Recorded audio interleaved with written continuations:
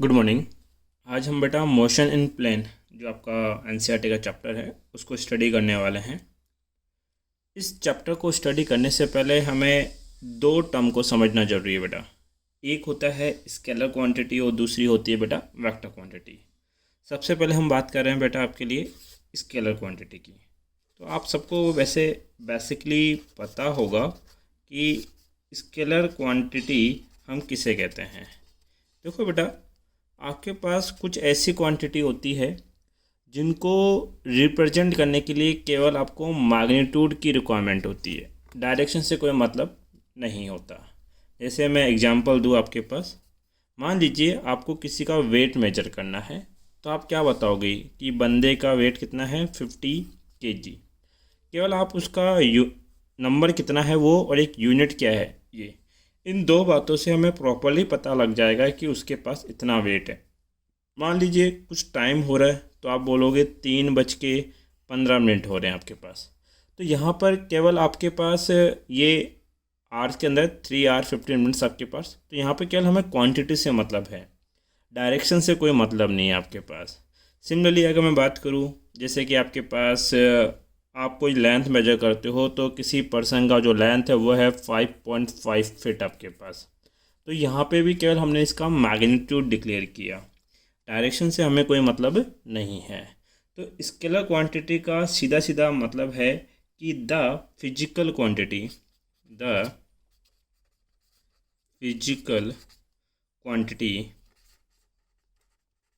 which have only magnitude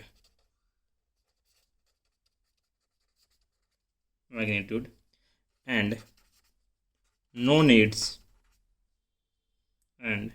no need direction is called scalar quantity।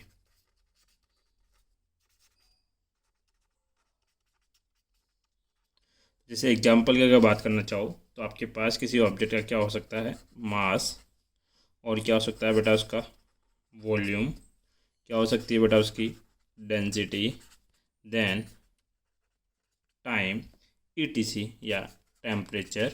ये सारी चीज़ें क्या हैं बेटा, स्केलर क्वांटिटी हैं। सबसे अच्छी बात है कि जो ये स्केलर क्वांटिटी है इनको डायरेक्ट ऐड कर सकते हो एंड सब्ट्रैक्ट भी कर सकते हो। मतलब कि इनको ऐड और सब्ट्रैक्ट करने के लिए आपको अलग से रूल बनाने की ज़रूरत नहीं है। तो ये कौन सी क्वांटिटी हो गई बेटा, स्केलर क्वांटिटी। जो सेकंड क्वांटिटी है वो कौन सी क्वांटिटी है बेटा आपके पास, वेक्टर। देखिए बेटा, सेकंड क्या है आपके पास, वेक्टर क्वांटिटी। ऐसी क्वांटिटी जिनको रिप्रेजेंट करने के लिए एक तो उसका क्या चाहिए बेटा, मैग्नीट्यूड, और साथ ही साथ किसकी नेसेसरी है बेटा, डायरेक्शन उसका नेसेसरी हो। तो ऐसी क्वांटिटी को क्या बोला जाता है बेटा, वेक्टर। एक एग्जांपल देता हूँ। मान लीजिए ये कोई स्कूल है, ये हमारा स्कूल है, और इस स्कूल के आसपास कुछ जगह हैं, जैसे यहाँ पे हीरापुरा है, यहाँ पे मान लीजिए आपके पास गोपालपुरा है, यहाँ पे मान लीजिए आपके पास अजमेर है, और यहाँ मान लेते हैं हमारा जयपुर है। ठीक है, मैंने बोला कि इसे स्कूल से हीरापुरा जो है वो लगभग 2 किलोमीटर अवे है। ठीक, अब यहाँ पे कोई स्टूडेंट बैठा हो और मैं उसको बोलूँ कि ऐसा करो, स्कूल से आप 2 किलोमीटर चलें तो आप कहाँ पहुँच जाएंगे, हीरापुरा। तो क्या मैंने उस बंदे को सही इन्फॉर्मेशन दी क्या? आपका आंसर होगा नो। क्यों? क्योंकि ये बंदा अगर स्कूल से 2 किलोमीटर इस डायरेक्शन में जाएगा तो वो गोपालपुरा पहुँचेगा, स्कूल से 2 किलोमीटर अगर इधर जाने लगा तो अजमेर की तरफ चला जाएगा, और स्कूल से 2 किलोमीटर इधर गया तो वो कहाँ चला जाएगा बेटा, जयपुर। ठीक है, तो यहाँ पे मुझे डायरेक्शन रिक्वायरमेंट होगी। आपने पढ़ा है ईस्ट, वेस्ट, नॉर्थ, साउथ। तो ये कौन सी डायरेक्शन है बेटा, नॉर्थ वेस्ट आपके पास। तो आपको बोलना पड़ेगा कि इस स्कूल से 2 किलोमीटर इन नॉर्थ वेस्ट जाइए, तब आप प्रॉपरली कहाँ पहुँचेंगे बेटा, हीरापुरा आपके पास। क्लियर है? तो हमने बोला कि ये दो पोजीशन के बीच का क्या है, डिस्प्लेसमेंट है। इसका मतलब कि जब हम डिस्प्लेसमेंट को रिप्रेजेंट करते हैं तो केवल इस मैग्नीट्यूड से काम नहीं चलेगा, हमें साथ ही साथ किसकी रिक्वायरमेंट भी होगी बेटा, आपके डायरेक्शन की रिक्वायरमेंट भी होगी। तो हम बोलेंगे ये जो क्वांटिटी है ये कैसी क्वांटिटी बनेगी आपके पास, वेक्टर क्वांटिटी। देखते हैं इसका डेफिनेशन क्या है बेटा आपके पास। तो हमने बोला द फिजिकल क्वांटिटी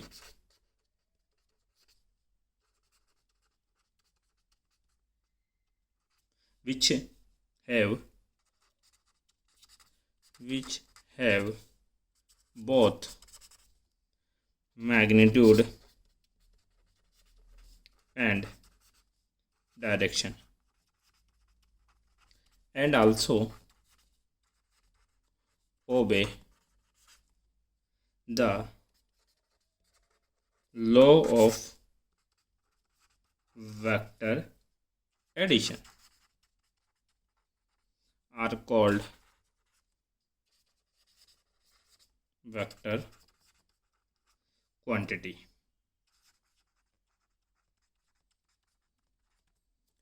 यहाँ पे दो बातों को समझना जरूरी है कि एक ऐसी क्वांटिटी होगी जिसके पास क्या होगा बेटा, magnitude as well as direction, और साथ ही वो वेक्टर एडिशंस लॉ को ओबे भी करना चाहिए। अब ये वेक्टर एडिशन लॉ कौन से होते हैं, ये जब हम आगे वेक्टर को डिटेल में पढ़ेंगे तब आप जानोगे कि इसके 3 लॉ हैं। एक तो है ट्रायंगल लॉ, दूसरा है पैराग्राम लॉ, तीसरा है पॉलीगन लॉ। तो अगर वो उन लॉज को ओबे करता है तभी वो क्वांटिटी क्या है, वेक्टर। केवल मैग्नीट्यूड और डायरेक्शन होने से कोई क्वांटिटी वेक्टर नहीं हो जाती। जैसे एक एग्जांपल देता हूँ आपके पास, एग्जांपल है मेरा आपके लिए कि करंट।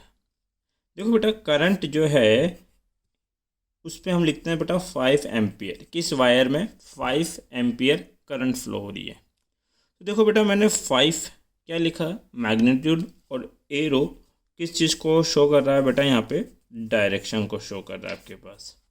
तो मैंने मैग्नीट्यूड भी बताया है और मैंने डायरेक्शन भी बताई है। इसके बावजूद ये जो क्वांटिटी है ये कैसी क्वांटिटी है बेटा, एक स्केलर। क्यों, क्योंकि ये जो क्वांटिटी है आगे जाके पढ़ोगे कि ये किसको ओबे नहीं करती, वेक्टर एडिशन लॉ को ओबे नहीं करती। इसलिए इसको कैसी क्वांटिटी रिप्रेजेंट किया गया है बेटा, वेक्टर क्वांटिटी रिप्रेजेंट किया गया है आपके पास।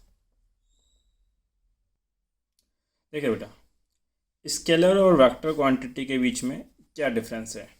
हमने पढ़ा कि स्केलर वो हैं जिनके पास ओनली क्या है, मैग्नीट्यूड, जबकि वेक्टर वो हैं जिनके पास मैग्नीट्यूड एंड क्या है बेटा, डायरेक्शन। देखो स्केलर क्वांटिटी चेंज होगी अगर उसके मैग्नीट्यूड में कोई भी चेंज होता है। अगर उसका मैग्नीट्यूड इंक्रीज होता है या डिक्रीज होता है तो दोनों ही तरीके से स्केलर क्वांटिटी चेंज होती है। बट वेक्टर क्वांटिटी 3 तरीके से चेंज हो सकती है। अगर वेक्टर क्वांटिटी का मैग्नीट्यूड चेंज होगा तो भी वेक्टर क्वांटिटी चेंज होगी। अगर केवल उसकी डायरेक्शन चेंज होती है तब भी वो चेंज होगा। और अगर उसका मैग्नीट्यूड और डायरेक्शन दोनों चेंज होंगे तब तो चेंज उसको होना ही है। इसका मतलब वेक्टर क्वांटिटी को कितने तरीके से चेंज किया जा सकता है बेटा, 3 तरीके से चेंज कर सकते हैं। अब आपके पास जो स्केलर क्वांटिटी है उनको जो बेसिक अलजेब्रा के लॉ हैं, जो मैथमेटिक्स आप पढ़ते हैं, जैसे अगर आपको बोला जाए कि 5 kg + 3 kg कितना होगा तो आप बोलोगे ये हो जाएगा बेटा 8 kg आपके पास। तो ये 8 kg ऐड करने के लिए आपको कोई अलग से मैथ नहीं लगानी पड़ी। जो मैथ आपने पढ़ी है उसको बोला जाएगा अलजेब्रा मैथमेटिक्स। तो जो स्केलर क्वांटिटी है उनको जो ऑर्डिनरी लॉ है अलजेब्रा मैथमेटिक्स उसके अकॉर्डिंग ऐड किया जा सकता है। बट वेक्टर क्वांटिटी के साथ ऐसा नहीं होता, उनको ऐड करने के लिए हमें स्पेशल वेक्टर एडिशंस लॉ को ओबे करना होता है आपके पास। तो ये स्पेशल वेक्टर एडिशंस लॉ कौन से हैं वो हम थोड़ी देर में डिस्कस करने वाले हैं बेटा। वेक्टर क्वांटिटी को किस तरीके से रिप्रेजेंट किया जाता है। देखो वेक्टर क्वांटिटी को रिप्रेजेंट करने के 2 मेथड हैं। एक होता है ग्राफिकल मेथड जिसमें हम इसको लाइन के थ्रू रिप्रेजेंट करते हैं, और दूसरा होता है सिंबॉलिक मेथड जिसके ऊपर सिंबल के हेड के ऊपर एरो लगा के रिप्रेजेंट किया जाता है।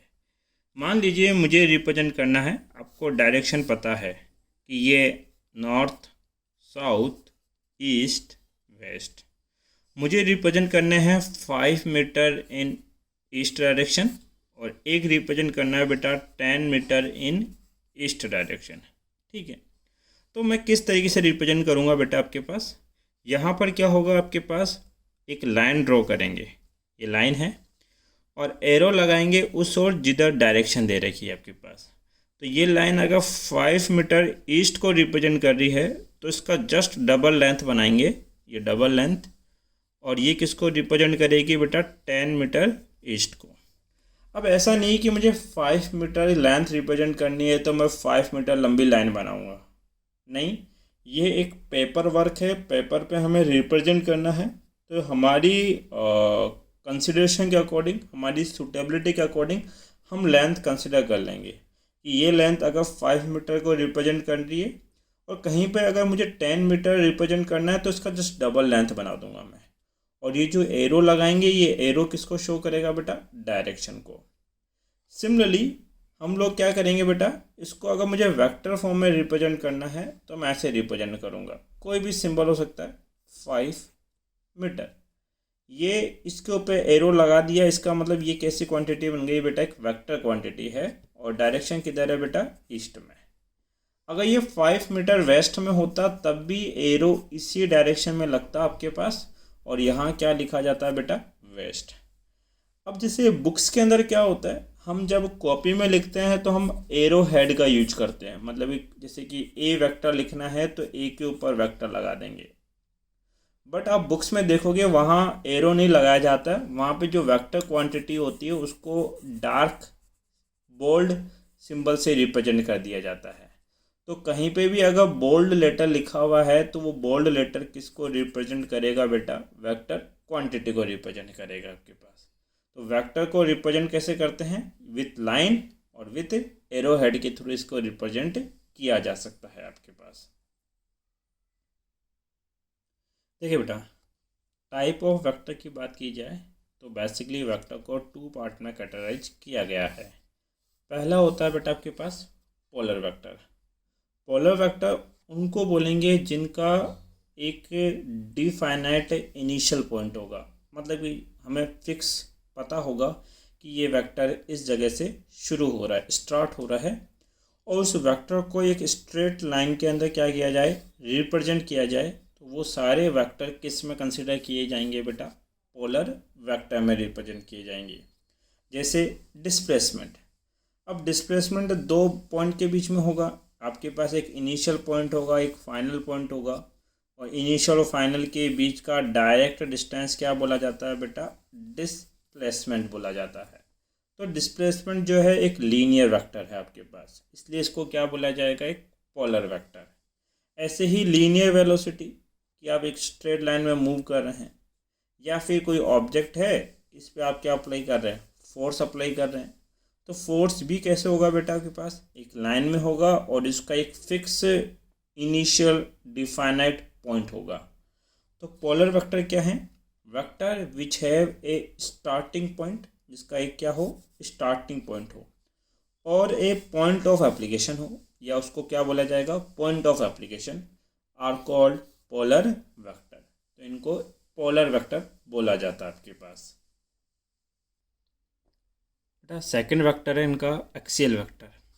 एक्सियल का मतलब आपके पास अगर किसी वेक्टर को उसका जो रोटेशन इफेक्ट है वो उसके एक्सिस के अकॉर्डिंग हो, डेट मीन मान लीजिए आपका व्हील रोटेट कर रहा है, किसी भी गाड़ी का व्हील आपके पास, तो ये आपके पास कोई गाड़ी आप कंसिडर कर सकते हो, और इसका ये व्हील रोटेट करेगा, तो रोटेशन या तो क्लॉकवाइज होगा या एंटी क्लॉकवाइज होगा।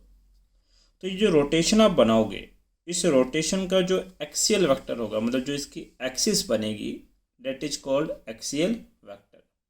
तो एक्सियल वेक्टर में कौन कौन आते हैं बेटा, एंगुलर वेलोसिटी आती है, टॉर्क आता है, एंगुलर मोमेंटम आता है आपके पास।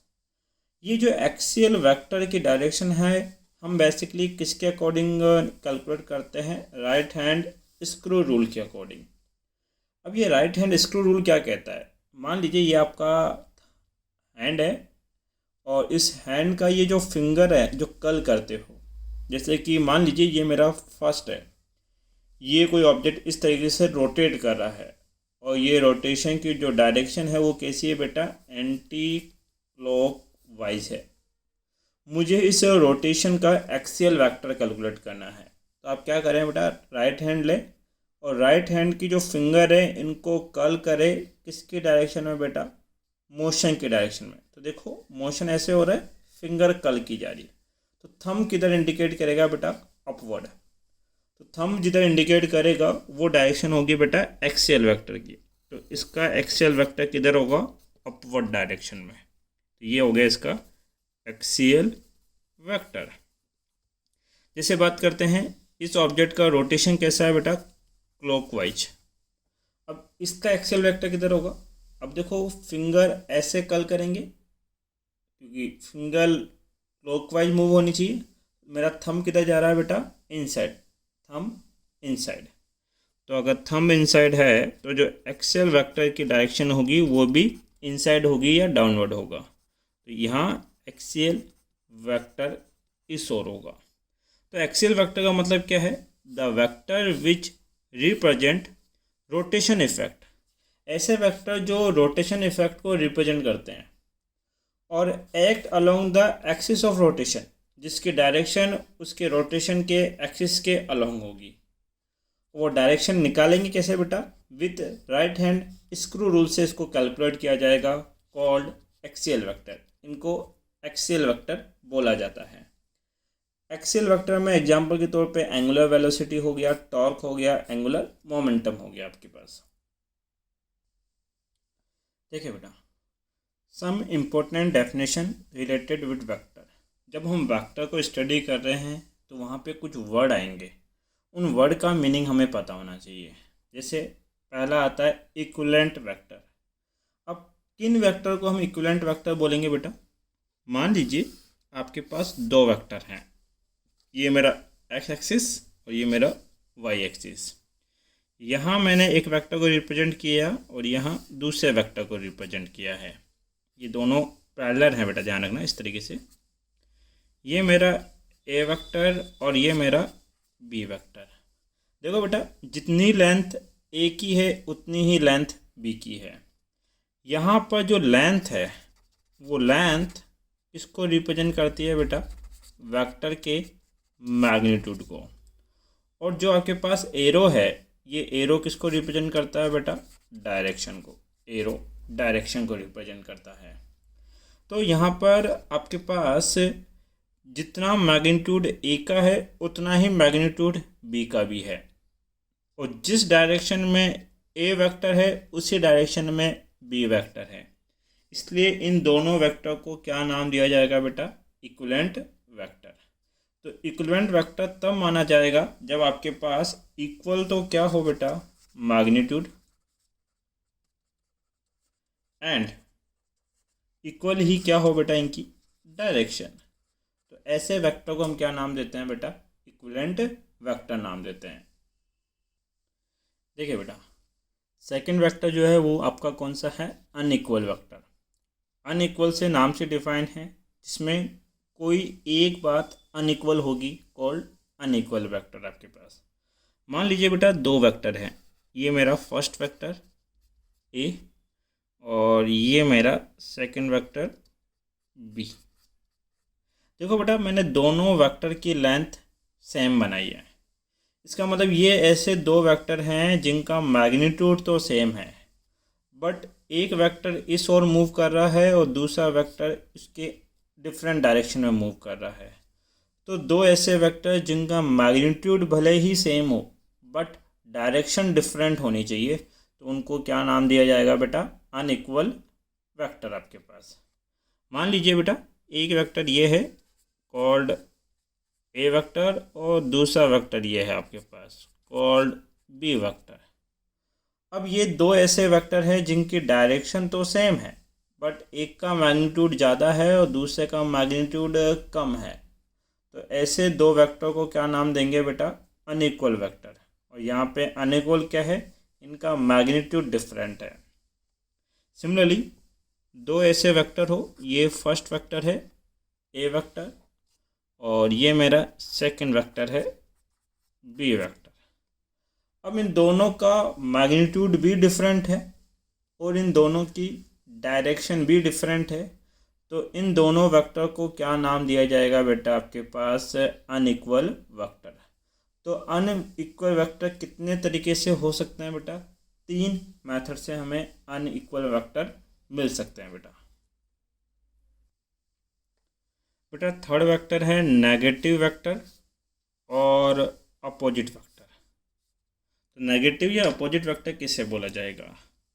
अगर आपके पास बेटा दो वेक्टर हैं, जैसे कि मेरा ये है आपके पास क्या, ए वेक्टर, और ये मेरा क्या है आपके पास बेटा, बी वेक्टर। तो ध्यान दें, यहाँ जितना मैग्नीट्यूड ए वेक्टर का है उतना ही मैग्नीट्यूड बी वेक्टर का है, बट दोनों वेक्टर की डायरेक्शन एंटी पैरेलल होनी चाहिए, जस्ट अपोजिट होनी चाहिए आपके पास। तो ऐसे दो वेक्टर जिनका मैग्नीट्यूड इक्वल हो बट डायरेक्शन अपोजिट हो, और अपोजिट डायरेक्शन को हम शो करते हैं बेटा नेगेटिव साइन से आपके पास। तो ऐसे दो वेक्टर को क्या नाम दिया जाएगा बेटा? नेगेटिव और अपोजिट वेक्टर। क्लियर है? देखो बेटा, फोर्थ है यूनिट वेक्टर। अब यूनिट का मतलब हम जानते हैं बेटा इकाई, डेट इज यूनिटी मतलब 1 आपके पास। अगर हम सिंगल क्वांटिटी की बात कर रहे हैं तो उसको बोला जाएगा यूनिट वेक्टर। तो एक ऐसा वेक्टर जिसका मैग्नीट्यूड किसके इक्वल है? यूनिटी के इक्वल है, 1 के इक्वल है, बट उसके पास एक स्पेसिफिक डायरेक्शन है, उसको क्या बोला जाएगा बेटा? Unit vector. अब देखिए, मान लीजिए कोई भी वेक्टर होगा तो उसको इस तरीके से रिप्रेजेंट करेंगे, ए वेक्टर। ए के ऊपर क्या लगाएंगे बेटा? Overhead arrow.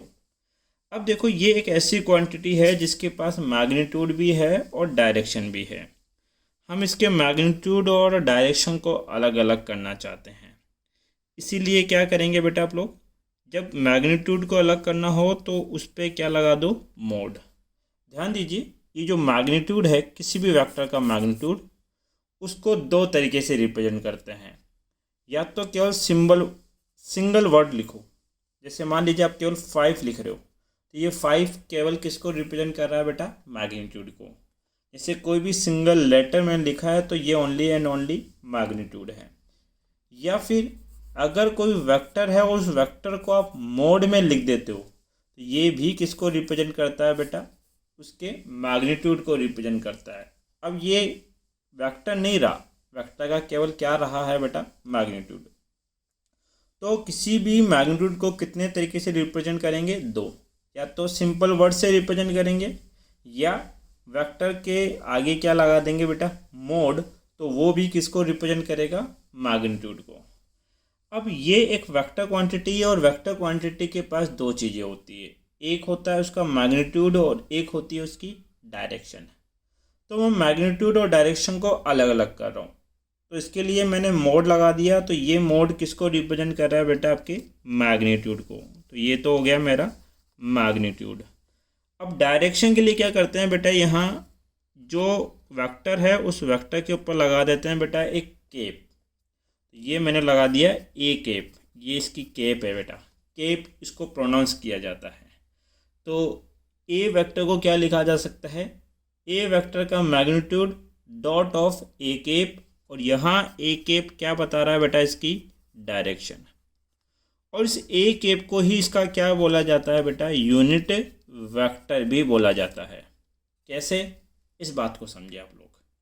ऐसा करो बेटा, इस फॉर्मूले के अकॉर्डिंग अगर मुझे ए केप लिखना हो तो मैं क्या लिखूँगा? A cap equal to A vector upon, ये मोड वाली टर्म नीचे आ जाएगी, ए वेक्टर का मोड। तो ध्यान दीजिए, आपने क्या किया है, एक वेक्टर क्वांटिटी है जिसके पास मैग्नीट्यूड भी है और डायरेक्शन भी है, उसके अंदर उसके मैग्नीट्यूड का आपने डिवाइड कर दिया। तो मैग्नीट्यूड से तो मैग्नीट्यूड कैंसिल आउट हो जाएगा।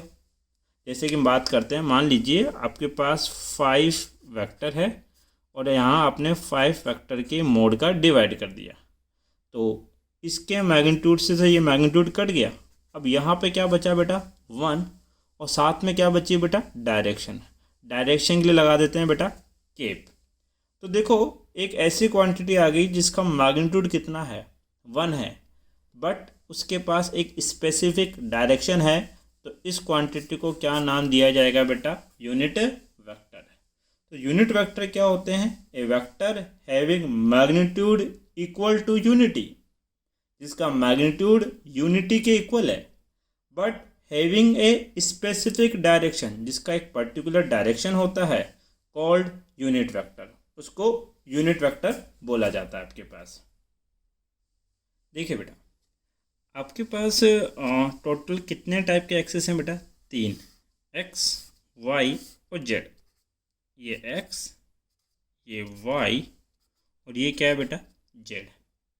आपके पास ये प्री डिसाइड है कि एक्स डायरेक्शन में एक स्पेसिफिक यूनिट वेक्टर रहेगा, जिसको ऑलवेज किससे रिप्रेजेंट किया जाएगा बेटा आई कैप से। ये फिक्स है, आप कहीं भी पढ़े, इंडिया में कोई बुक पढ़ें या यूएसए में कोई फिक्स पढ़ें, ये फिक्स है कि एक्स डायरेक्शन में अगर कोई यूनिट वेक्टर रिप्रेजेंट होगा तो उसको किससे रिप्रेजेंट करना है आई कैप से।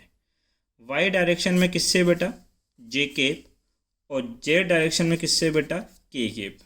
तो 3 एक्सियल यूनिट वेक्टर फिक्स किए गए हैं, आई कैप, जे कैप एंड के कैप आपके पास। देखिए बेटा अगला जो वेक्टर है वो आपके पास है बेटा कोलीनियर वेक्टर। कोलीनियर कैसे बचेंगे, those vector are called collinear, उन वेक्टर को कोलीनियर बोला जाता है, which act either along the same line or along parallel line. ऐसे कोई भी 2 वेक्टर, मान लीजिए ये आपके पास एक्सिस है, ये हमारी एक्सिस है, इस एक्सिस पे ये मेरा पहला वेक्टर है ए वेक्टर, और ये मेरा दूसरा वेक्टर है बी वेक्टर। यहाँ मैग्नीट्यूड की बात नहीं हो रही, यहाँ बात हो रही है ओनली लाइन की, डायरेक्शन की। तो जिनकी डायरेक्शन या तो एक दूसरे के पैरेलल हो या एक दूसरे के एंटी पैरेलल हो, बट एक लाइन में होने चाहिए। पैरेलल होंगे तब भी एक ही डायरेक्शन में होंगे, एक लाइन के अंदर बनाए जा सकते हैं, और एंटी पैरेलल होंगे तब भी एक लाइन में बनाए जा सकते हैं। तो ऐसे वेक्टर्स को और क्या नाम दिया जाता है बेटा, कोलीनियर वेक्टर भी आपके पास बोला जाता है। तो कोलीनियर वेक्टर क्या है, वो वेक्टर जो either along the same line, या तो सेम लाइन में हो या along parallel line, called collinear vector आपके पास। लास्ट है बेटा जीरो वेक्टर और नल वेक्टर। एक ऐसा वेक्टर जिसका मैग्नीट्यूड क्या हो 0, बट इसके पास एक पर्टिकुलर ऑर्डिनरी या ऑर्बिटरी डायरेक्शन हो, उसको क्या बोला जाएगा बेटा जीरो और नल वेक्टर। जिससे बात करते हैं, आपको पता है कि जो डिस्प्लेसमेंट है आपके पास वो कैसी क्वांटिटी है, एक वेक्टर। डिस्प्लेसमेंट होता क्या है, किसी के इनिशियल और फाइनल पॉइंट के बीच का डायरेक्ट डिस्टेंस क्या बोला जाता है बेटा, डिस्प्लेसमेंट बोला जाता है आपके पास। मान लीजिए कोई ऑब्जेक्ट रेस्ट में है तो उसका इनिशियल पॉइंट भी यही होगा और उसका फाइनल पॉइंट भी यही होगा। तो हमने बोला इनिशियल और फाइनल पॉइंट एक ही है, तो उनके बीच का डिस्टेंस कितना होगा 0। तो ऐसे वेक्टर को क्या बोलेंगे बेटा, जीरो वेक्टर या नल वेक्टर। इसको या तो इस तरीके से रिप्रेजेंट करेंगे 0 के ऊपर वेक्टर लगा के, या फिर ए वेक्टर को मल्टीप्लाई कर देंगे किससे 0 से, तब भी वो किस में काउंट होगा बेटा जीरो वेक्टर के अंदर। तो आज हमने वेक्टर पढ़ा और वेक्टर के कुछ डेफिनेशन पढ़े। नेक्स्ट क्लास में बेटा हम बेसिकली डिस्कस करने वाले हैं आपके पास वेक्टर्स लॉ के बारे में बेटा। Thank you.